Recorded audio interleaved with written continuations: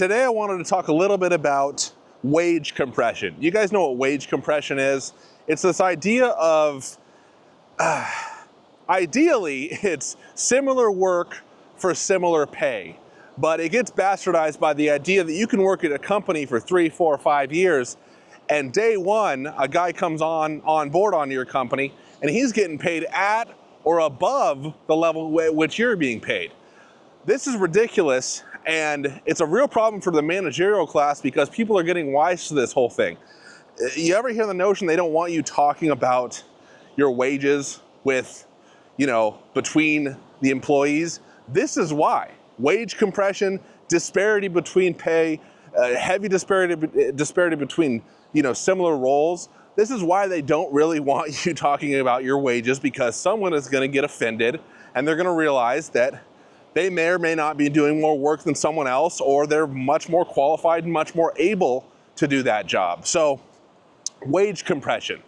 How do you avoid it? Well, first off, you have to define your value, not only to yourself, but to the company you work for. You have to define that value, and you have to get empirical about it. You have to line out all the things you do for that company so you have the most ammunition to be able to gain that raise. Now, I'm not saying you're going to definitely be able to get that raise, but you have to go into step 2 of this process with as much ammunition as possible, facts, figures, concrete ideas, that kind of thing.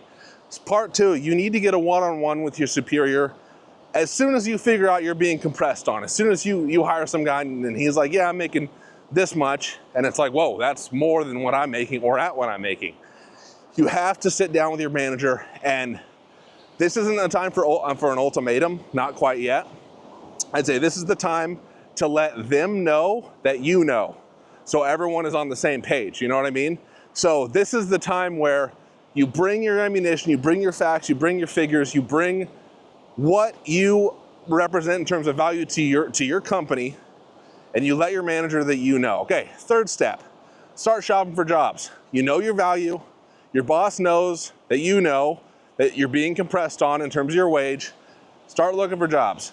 Now, we're not at DEFCON 1 quite yet. We're not ready to burn everything down quite yet. We just need to shop around, get comps, that kind of thing. So, unfortunately, in the job market that we're in these days, you're probably going to see your greatest advances in terms of pay by leaving your role, leaving for another job. That's just the way it is. And it's kind of the double-edged sword of wage compression. So you have companies where their budgets for acquisition of new talent is higher than their budgets for their retention of talent. So they're paying more to get new employees rather than keep their solid current employees. You know what I mean? So in terms of searching for new jobs, you use the wage compression to your advantage. See what I'm saying? So if you get another job at another place and it's hiring more than you're currently getting, you're kind of job hopping in terms of your self-advocacy. So step 1, get an idea what your value is. Step 2, talk to the manager. Step 3, start looking for jobs. Once you're armed with the info, then have another meeting with your manager and basically say, okay, this is what my role is getting paid. This is kind of like their final warning. So you let them know that you know, and then you have concrete evidence. Now, this can be compressed down into just one meeting, but I think it's better if you let it marinate a little bit. I really do. Because they're gonna see how much they're gonna take a closer look if you have just kind of a veiled threat out there that you're gonna leave. After you have all that information and you looked at other jobs and that kind of thing, you're armed with that information, then go from there, have one more meeting, and then it's kind of nut cutting time. Then if you do get another job that pays more, I'd say take it no matter what. If it's marginally more, then you open the door to some negotiation. But here's the thing, no matter what, 9 times out of 10, you're gonna be compressed on the longer you stay at that job. Your wages will be compressed with the new roles coming in. So it's kind of the devil where you have to take roles at other companies, you have to kind of job hop, and you have to take a little bit of risk to not be compressed on and use the wage compression to your advantage rather than to be victimized by it. And this shit happens. I mean, I've worked with people that have worked jobs for half a decade, and they're kind of in la la land. And once you hear what they're being paid, you're like, wow. it'll blow your hair back to know that people are either ignorant of it or they just accept their fate.